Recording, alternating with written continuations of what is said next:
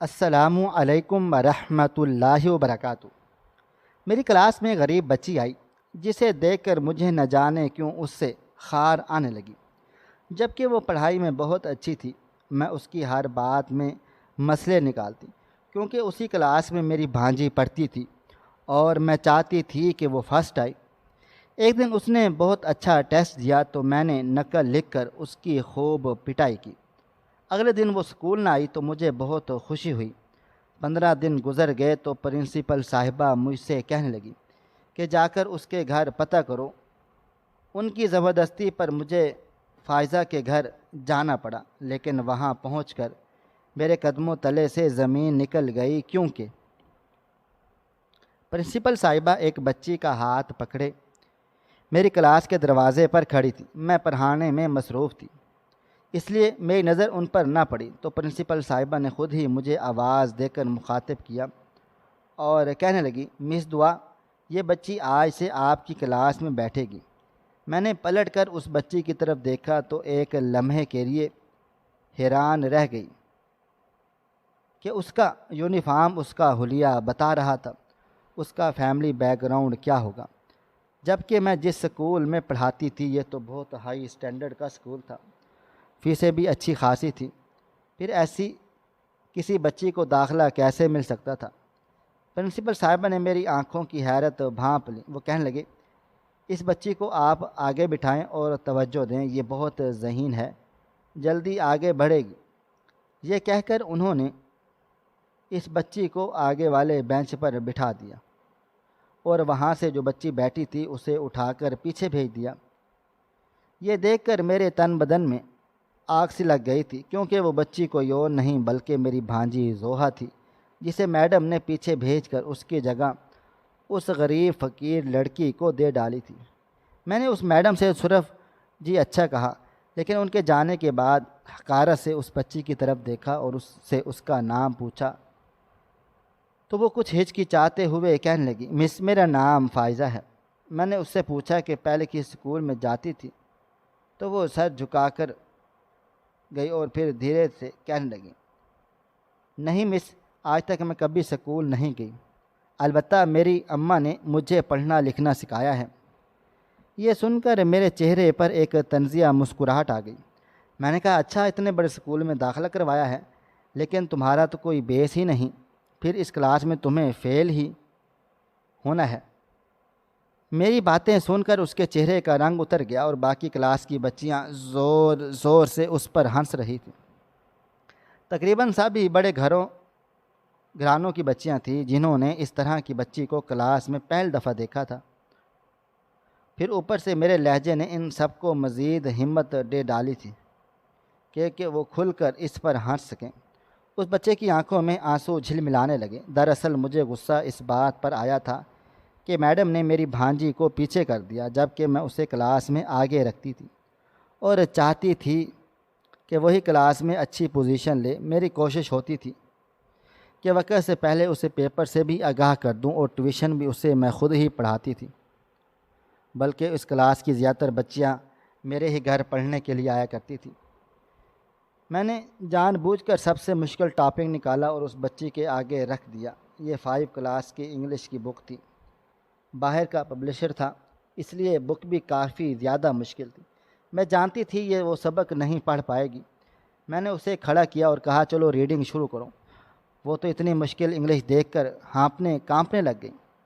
پھر ٹوٹے پھوٹے لہجے میں اس نے پڑھنا شروع کر دیا۔ وہ پڑھائی میں بھی اتنی بری بھی نہیں تھی، توڑ توڑ کر ہی صحیح، لیکن وہ انگلش پڑھنے کی کوشش کر رہی تھی۔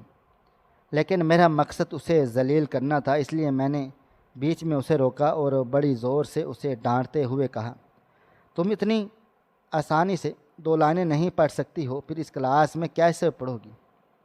وہ کہنے لگی، مس، میں وعدہ کرتی ہوں میں بہت محنت کروں گی، جی لگا کے پڑھوں گی، آپ کو مایوس نہیں کروں گی۔ میں نے صرف سر کو ہلایا اور اسے بٹھا دیا۔ اچھی خاصی بےعزتی میں اس کی کر چکی تھی اور میں جانتی تھی کہ جب کوئی ٹیچر کسی بچی کی بےعزتی کرتی ہے تو پھر اس کے اندر کا اعتماد خود بخود ختم ہو جاتا ہے، اس کا پڑھائی سے دل اچاٹ ہو جاتا ہے اور کچھ ہی دنوں میں وہ بھاگ جاتی ہے۔ میں بھی اس بچی کو اپنی کلاس سے نکلوا کر ہی دم لینا چاہتی تھی۔ بریک کے بعد مجھے پرنسپل صاحبہ نے بلایا تو میں ان کے آفس پہنچ گئی۔ وہ کہنے لگے کہ فائزہ بہت اچھی بچی ہے، بہت ذہین ہے۔ میں نے اسے 1-2 دفعہ پڑھتے ہوئے دیکھا تو مجھے اندازہ ہو گیا کہ یہ کسی قابل ہے، اس لیے میں آج اسے سکول لائی ہوں۔ اس کی فیس وغیرہ میں خود بھروں گی، بس تم اس پر توجہ دو، انشاءاللہ یہ ٹاپ کرے گی اور ہمارے سکول کا بھی نام روشن کرے گی۔ صرف پڑھائی میں ہی نہیں، یہ بچی دوسری چیزوں میں بھی کافی تیز ہے۔ کبھی اسکول نہیں گئی لیکن اس کی رائٹنگ اتنی اچھی ہے کہ کوئی بھی دیکھ کر حیران و پریشان رہ جائے۔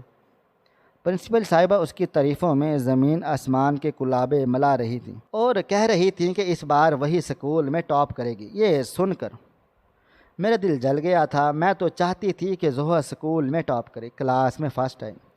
میں کیسے کسی اور کو آگے دیکھ سکتی تھی؟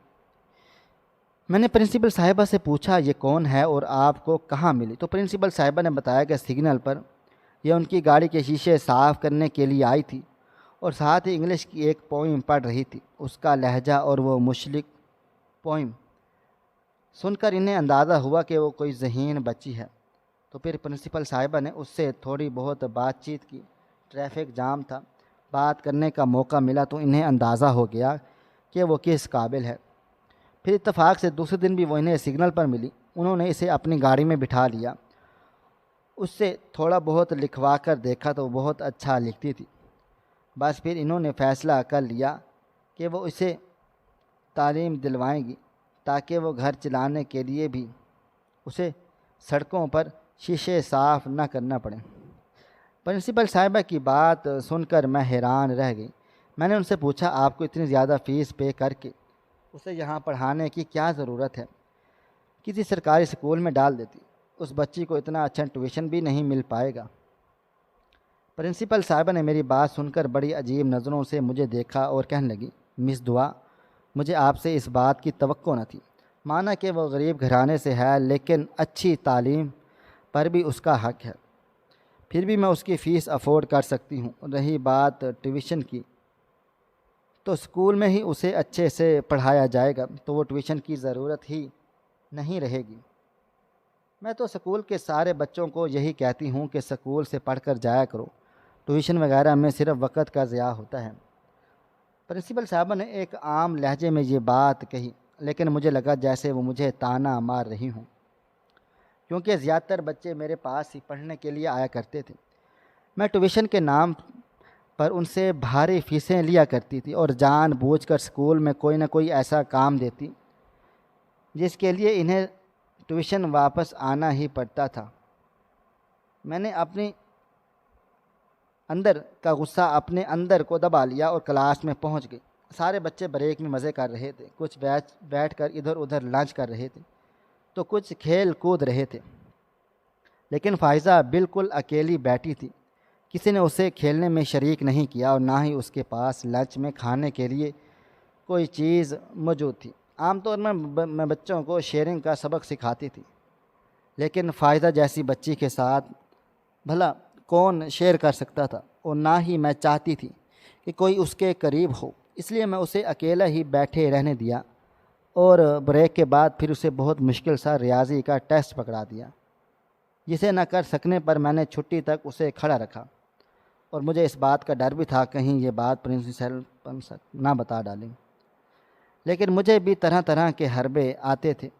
میں نے سوچ لیا اگر وہ پرنسپل صاحبہ سے میری کوئی شکایت کرے گی تو میں بھی اس کے خلاف ایسی بات کہوں گی کہ وہ سیدھا سکول سے باہر ہو جائے گی، کچھ نہیں تو چوری کا الزام لگا دوں گی۔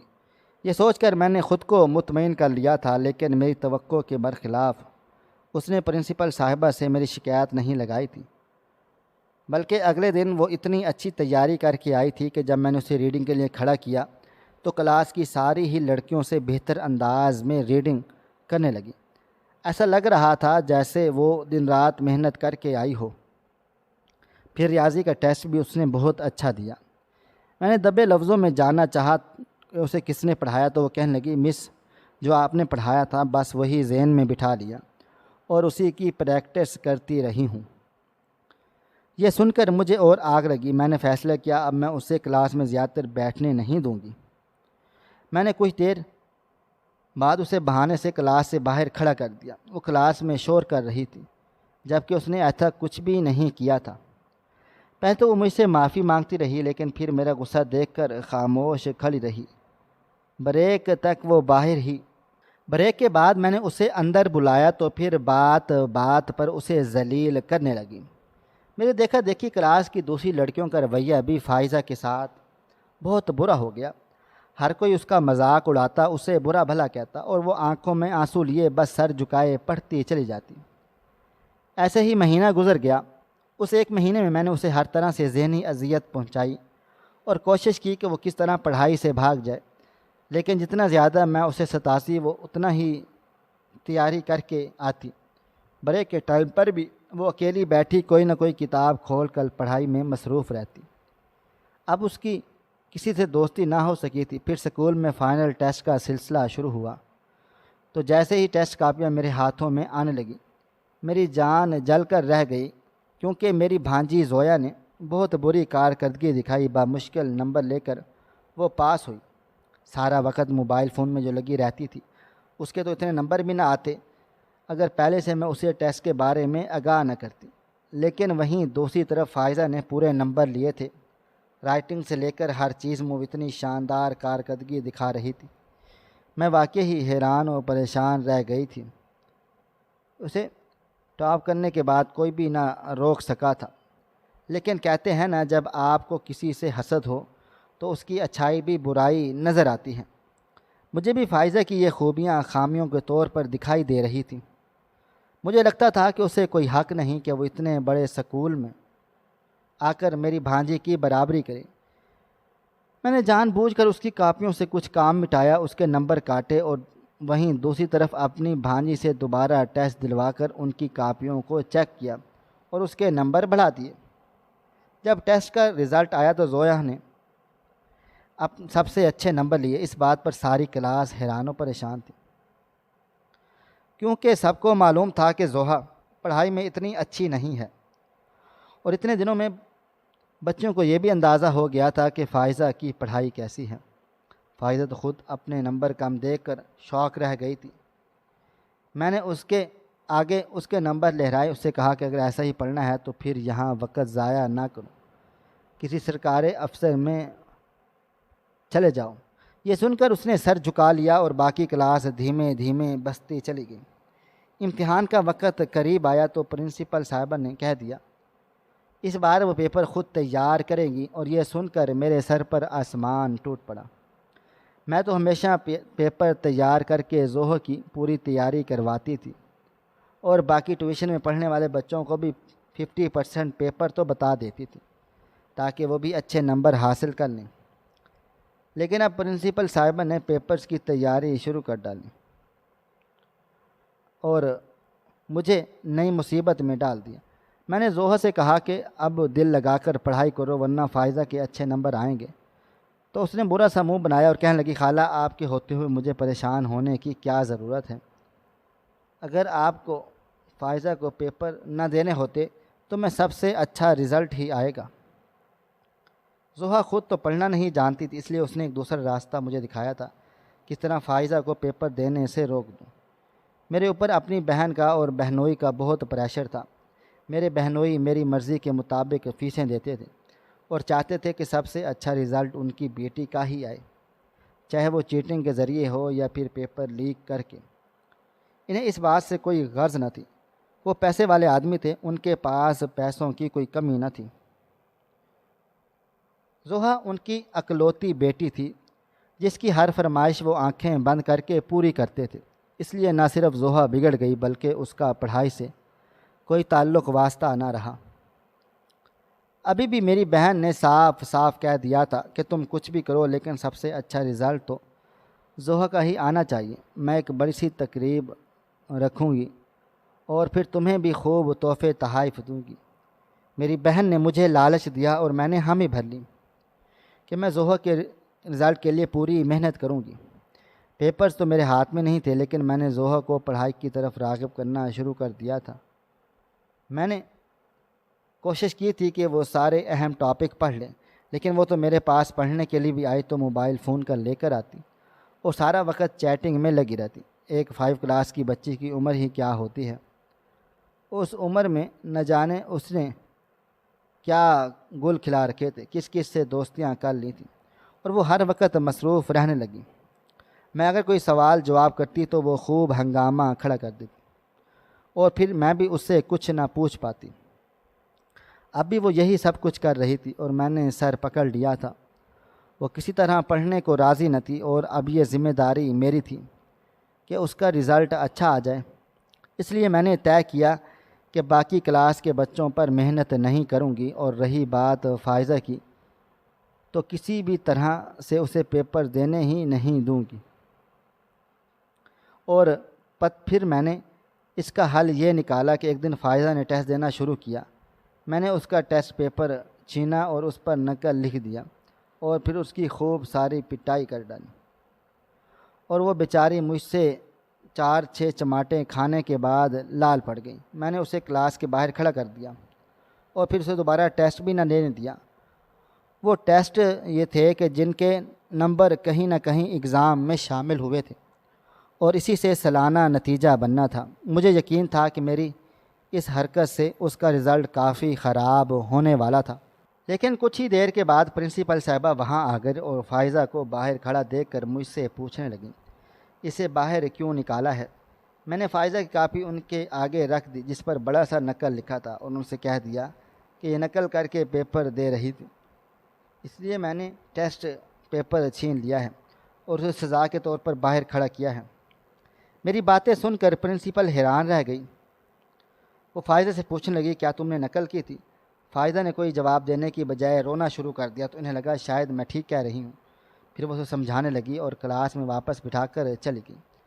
البتہ میں نے اس کا پیپر خراب کر دیا۔ مجھے تسلی تھی کہ اب اس کا رزلٹ اچھا نہیں آنا، لیکن جب میں نے زوہو کی کاپیوں کی شکل دیکھی تو میرے ہوش اڑ گئے۔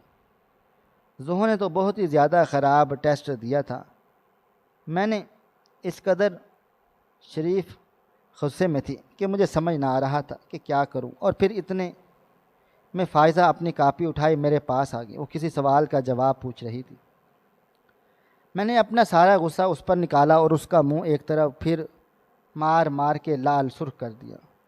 اس کی کمر پر بھی خوب ڈنڈے برسائے۔ ویسے تو ہمارے اسکول میں مارنے کی اجازت نہ تھی، لیکن میں جانتی تھی کہ فائزہ جیسی بچی کے لیے کوئی کمپلین لے کر آنے والا نہیں ہے۔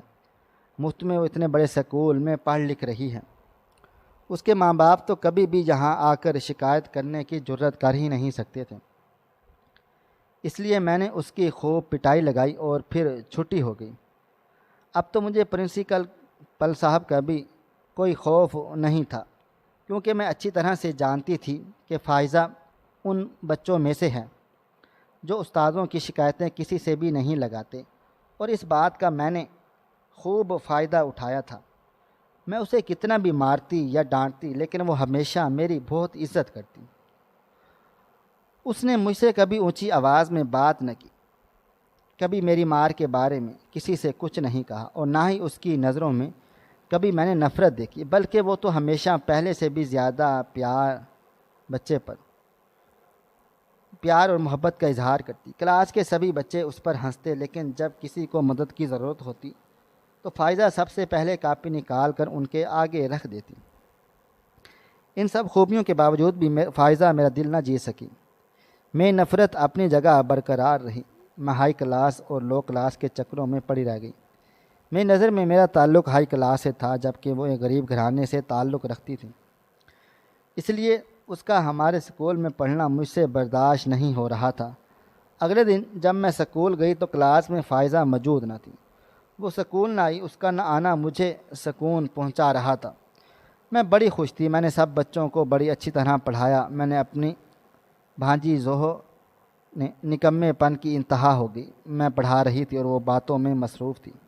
میں نے غصے میں اسے ڈانٹا تو وہ بہت بدتمیزی سے میرے ساتھ پیش آئی اور کہنے لگی کہ مس، آپ اس طرح اونچی آواز میں ہمیں ڈانٹ نہیں سکتی، کیا آپ کو پتہ نہیں ہے اس بات کی اجازت ہمارے اسکول میں نہیں ہے؟ بھانجی کے منہ سے ایسی باتیں سن کر شرم سے پانی پانی ہو گیا، اور کلاس کی باقی سب لڑکیاں مجھ پر ہنسنے لگ گئی تھیں۔ اور ہمارے اسکول میں یہی رول تھا کہ کوئی بھی ٹیچر بچوں سے نہ ہی سختی سے پیش آ سکتی تھی اور نہ ہی مار پیٹ سکتی تھی، کیونکہ یہاں پڑھنے والے بچے زیادہ تر بہت ہی امیر گھرانوں سے تعلق رکھتے تھے۔ مجھے اپنی بہت زیادہ حد تک محسوس ہوئی۔ بے اختیار مجھے فائزہ کا خیال آیا، جسے میں نہ صرف ڈانٹتی بلکہ مارتی بھی تھی، مگر پھر بھی وہ بہت احترام سے مجھ سے پیش آتی۔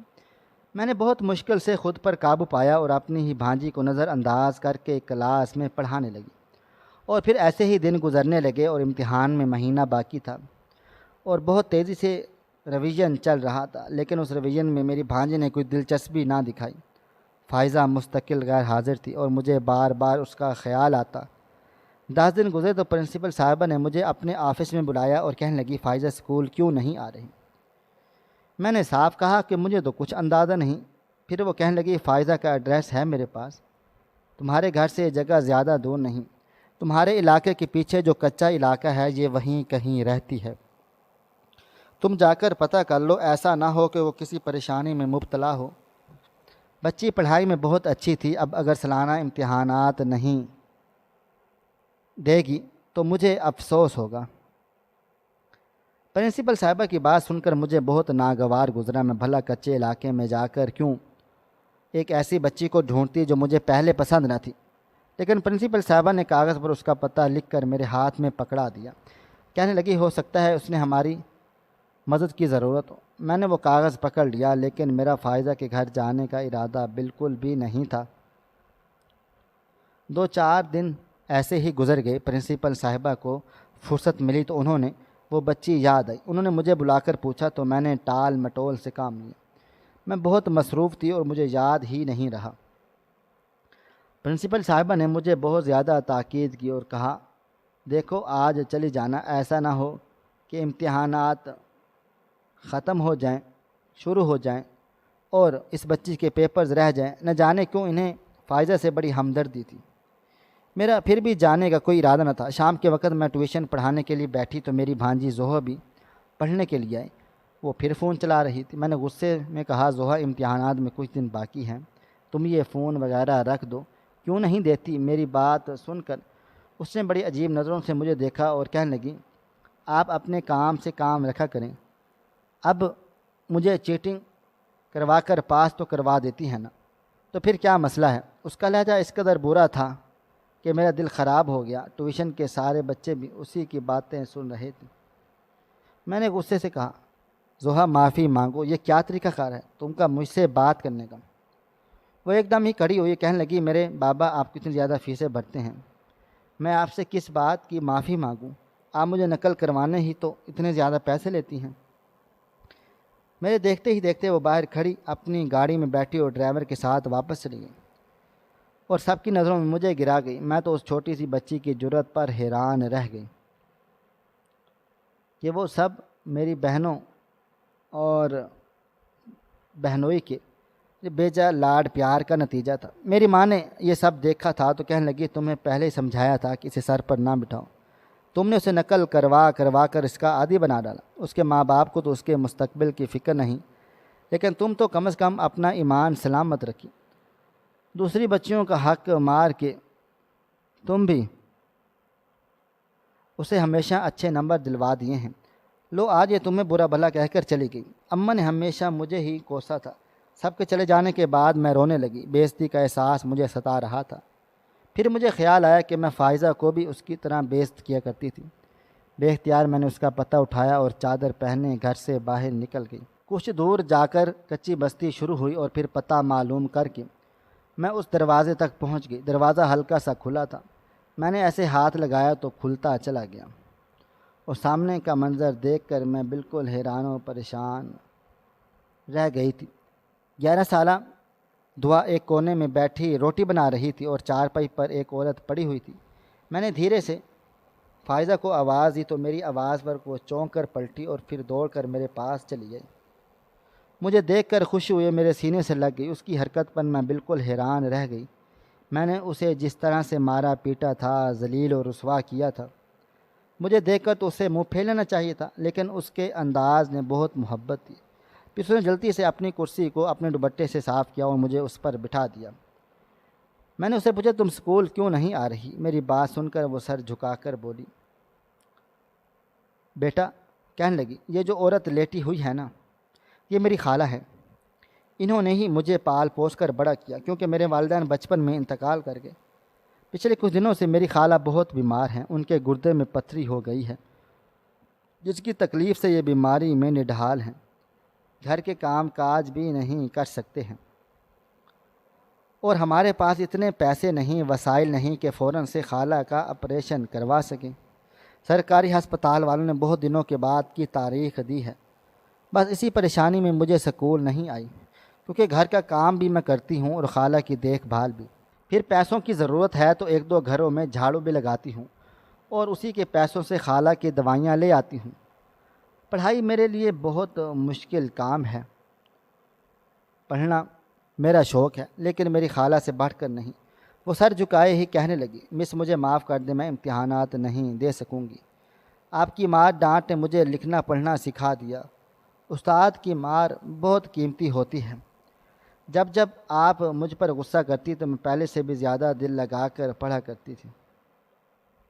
اس وجہ سے میں نے اپنا اچھا لکھنا پڑھنے لگ گئی تھی، لیکن امتحانات کی خاطر میں اپنی خالہ کو اکیلا نہیں چھوڑ سکتی۔ یہ کہہ کر میری آنکھوں سے آنسو ٹپ ٹپ گزر آئے تھے۔ ایک میری بھانجی تھی جو مجھے 10 لوگوں کے درمیان ذلیل کر کے چلی گئی تھی،